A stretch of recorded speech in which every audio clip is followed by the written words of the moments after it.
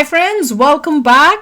गुलाम नबी आजाद के ये बयान आबू धाबी में हिंदू मंदिर उद्घाटन से पहले हो गया वायरल। चलो देखें, वीडियो शुरू करते हैं। वीडियो शुरू करने से पहले अगर आप चैनल पर नए हो और आपने अभी तक सब्सक्राइब नहीं किया तो जल्दी से पहले सब्सक्राइब के बटन और बेल आइकन को क्लिक कर लो ताकि आपको हमारे सारे न्यू वीडियोस के नोटिफिकेशन मिल जाए जैसे हम अपलोड करें। अगर आपको वीडियो पसंद आता है प्लीज लाइक एंड शेयर। चलिए शुरू करते हैं। मोदी साहब की जो पॉलिसी थी तो हार्ड पॉलिसी के बाद भी वो मुस्लिम कंट्रीज में जाते रहे पॉलिसी तो कुछ नहीं और उनके साथ संपर्क बनाते रहे और जो पहले प्राइम मिनिस्टर नहीं कर पाए वो उन्होंने कर पाया। संयुक्त अरब अमीरात यानी यूएई की राजधानी अबू धाबी में बने पहले हिंदू मंदिर का आज पीएम मोदी उद्घाटन करेंगे।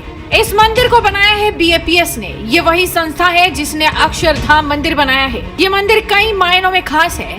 इसके हर पत्थर की नक्काशी राजस्थान में हुई। जमीन अबू धाबी के प्रिंस ने दान की और बनाने में हर धर्म के लोग शामिल रहे। इस मंदिर की खूब चर्चा हो रही है। अबू धाबी में इस हिंदू मंदिर के उद्घाटन से ठीक पहले गुलाम नबी आजाद का बड़ा बयान देखने को मिला है। उन्होंने साफ कह दिया कि पीएम मोदी ने आज वो करके दिखाया है जो आज तक कोई भी प्रधानमंत्री नहीं कर पाया। उन्होंने पीएम मोदी की जमकर तारीफ की। इसके अलावा उन्होंने क्या कुछ कहा जरा सुन लीजिए। देखो, एक चीज तो मानना पड़ेगी कि जितने हमारे प्राइम मिनिस्टर गए इनमें सबसे ज्यादा इंदिरा गांधी, मतलब हमारे दूसरे प्राइम मिनिस्टर गए, चाहे कांग्रेस में हो या नॉन कांग्रेस बीजेपी को छोड़कर, कि उनमें इंदिरा गांधी के सबसे ज्यादा संपर्क अफ्रीकन कंट्रीज और मुस्लिम कंट्रीज के साथ, बाकी बड़ी पावर्स के साथ तो थी लेकिन बड़ी पावर्स के अलावा यूरोप के बड़ा, अमेरिका, जापान, चीन, ये रशिया, इनके अलावा अगर किसी इनसे ज्यादा सबसे ज्यादा संबंध अगर इंदिरा गांधी के थे तो मुस्लिम कंट्रीज के साथ थे और अफ्रीकन कंट्रीज के साथ।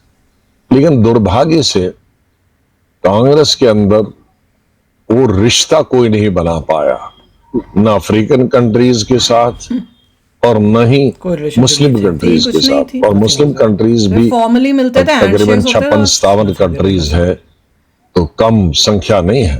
तो इंटरनेशनल लेवल पे इंदिरा गांधी की उससे बड़ी मदद होती थी। कोई भी इंटरनेशनल फोरम पे ये 100 देश इनको इंदिरा गांधी को मिल जाते थे, अफ्रीकन कंट्रीज, और 100 नहीं तकरीबन 70-80 कंट्रीज अफ्रीकन कंट्रीज और ये मुस्लिम कंट्रीज, ये मिल के उनकी मदद करते थे। दुर्भाग्य से कांग्रेस की कोई प्राइम मिनिस्टर को विजिट्स अरब कंट्रीज की और अफ्रीकन कंट्रीज की बहुत कम हुई, न होने के बराबर।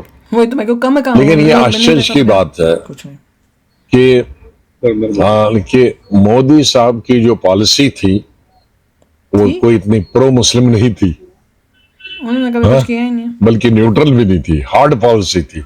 तो हार्ड पॉलिसी के बाद भी वो मुस्लिम कंट्रीज में जाते रहे और उनके साथ संपर्क बनाते रहे और जो पहले प्राइम मिनिस्टर नहीं कर पाए वो उन्होंने कर पाया। तो हम इस नतीजे पर पहुंचते हैं कि कंट्रीज की हार्ड लाइन या सॉफ्ट लाइन कुछ भी हो, लेकिन अगर आना जाना रहे, उनके साथ संपर्क बनाए रहो, बुलाओ, उधर जाओ, तो लोग हार्ड लाइनर वाले को भी जगह देते हैं। लेकिन कितना ही सॉफ्ट न हो और उनके साथ कोई संपर्क ही नहीं है तो कोई फायदा नहीं मिलता। ये हिंदू टेंपल का बनना, ये वही मैंने कहा एक आश्चर्य की बात, एक हैरानी की बात है कि पुराने प्राइम मिनिस्टर इतने भी थे वो नहीं कर पाए, तो शायद उनके साथ इतना रिश्ता नहीं वो बना पाए या संपर्क नहीं बना पाए। तो इन्होंने, हालांकि वो सॉफ्ट लाइनर थे, तो ये हार्ड लाइनर होने के सबको मालूम है अब बीजेपी की पॉलिसीज के बारे में। लेकिन उसके बाद भी उन्होंने मुस्लिम कंट्रीज के साथ संपर्क बनाया, अच्छे दोस्ती बनाई और अपनी बातें उनसे मनवाई। ये दिखा रहे हैं कि मोदी जी जो हैं वो मुस्लिम्स की साइड नहीं थे, उनको मतलब उस टाइप से इन्होंने किया है। अब मैं इनसे पूछती हूँ, मोदी जी ने ऐसी क्या काम या बात की है जो गलत थी? अगर आके कहीं इलीगली मंदिर को तोड़ के सालों पहले मस्जिद बनाई गई हो और वो उन्होंने कहा कि नहीं ये गलत है और यहाँ पे मंदिर होना चाहिए, तो वो उसमें कौन से मुस्लिमों के ऊपर जो जुल्म किए गए? जुल्म तो हिंदू के ऊपर हुआ है। फिर 370 जो हटाया वहां पर, तो वो कौन सा मुस्लिमों के लिए के ऊपर जुल्म हुआ? वो तो करेक्ट डिसीजन था। जो बोलेगा मुस्लिमों के ऊपर जुल्म था या कुछ, वो तो फिर पाकिस्तानी सोच वाला बंदा है। मोदी जी ने कभी भी ऐसा कुछ डिफरेंशिएट नहीं किया। उन्होंने सिर्फ वो देखा है जो देश को आगे बढ़ाए, जो करेक्ट हो, जो न्याय मतलब जो जस्टिस हो, जिस वजह से उन्होंने ये देखा कि जहां इनजस्टिस हुई थी सालों पहले उनको हटाए। वो गुलामी की निशानियों को मिटा रहे हैं, तो वो सब कर रहे हैं। वो वापस इंडिया का जो रिच कल्चर है, मेक श्योर करें कि हर इंसान, हर हिंदुस्तानी के अंदर उसको वो प्राउड हो, वो अपने कल्चर को देख के प्राउड हो, उसको गर्व हो कि मैं एक भारतीय हूं। ये अपनी बातें करें, इंदिरा गांधी करें। इंदिरा गांधी ने कौन सा महान काम कर दिया? मुझे तो कोई नहीं दिखा। कौन से अच्छे रिलेशनशिप थे जिस तरह से अब मोदी जी ने किए हैं? देखिए, इंदिरा गांधी के जमाने पे इंडिया का नंबर क्या था जीडीपी में? कुछ भी नहीं था। 30th 40th कुछ भी नहीं था। 40th, अगर तुम 30th भी हो उस जमाने में, अगर रैंकिंग में, तो दूसरे देश तुम्हारी परवाह करेंगे? ऐसे ट्रीट करते थे हमें जैसे हम कुछ है ही नहीं। वो बोलेंगे हम इतने अमीर देश, यूएई वगैरह बोलेंगे इतना अमीर से, इतना ऑयल है, इतना हम करोड़पति हैं, सोचते हम पता नहीं क्या इंडिया क्या साइज में बड़े हो, वैसे तुम गरीब से गरीब हो, 30th रैंक पे हो। उस जमाने में कुछ मेहनत तो की नहीं।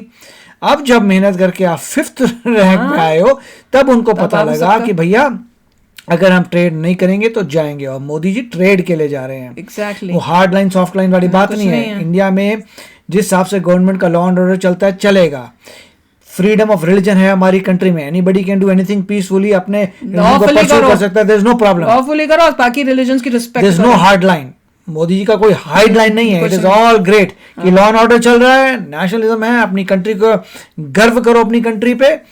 ट्रेड करने जा रहे हैं तो ऑयल के बदले ये मिलेगा, ये कर सकते हैं, वो कर सकते हैं। हमारी इतनी जनता तुम्हारे वहां जाके तुम्हारा देश चला रही है और तुम्हें क्या चाहिए? नहीं दे सकते उनको। अगर एक बार भी इंडिया ने बोल दिया सबके सब वापस आओ, तो उनका देश ही डूब जाएगा, ठप हो जाएगा। पाकिस्तानियों को बुलाएंगे जिनको बैन किया हुआ है, उन्हें पता है पाकिस्तान। ये सब क्यों होता है कि आप 5th लेवल पे आते हो? क्यों आते हो? कि मेहनत करनी पड़ती है। मेहनत की 5th लेवल पे लेके आए, अब 3rd पे लेके जाएंगे। और उनको दिख रहा है कि अभी ये तो 3rd होने वाली है, टॉप की 3rd पोजीशन, मतलब फर्स्ट 3 पोजीशन। समझ सकते हो कितनी ग्रेट चीज है वो। ऐसे मतलब ऐसे जाके दोस्तों से काम नहीं होता है, काम होता है सीधा बिजनेस वाली बात है। अपने आप को स्ट्रांग करो, स्ट्रांग के बाद हर बंदा बिजनेस करेगा स्ट्रांग बंदे से। अगर यूएसए चाइना 40 नंबर पे होता तो कोई उसकी परवाह कर रहा होता है क्या? चाइना की और यूएसए की परवाह इसीलिए हो रही है कि भैया वो टॉप में है। वैसे अब इंडिया की हो रही है। 30 साल पहले जो बंदे यहाँ पे आए थे यूएसए में, लोगों को इंडिया का नाम नहीं पता था। पता था, कुछ नहीं पता था। हम लोगों को पता था इंडिया से, उनको पता नहीं था मैप में इंडिया कहाँ है। वो बुरा हाल 30 साल पहले ये हाल था। देखिए 30 साल में कितना फर्क पड़ गया। इतना फर्क पड़ा कि इंडिया होता है भैया। मोदी जी आने के बाद एक्चुअली स्पीड आई है, वरना कहाँ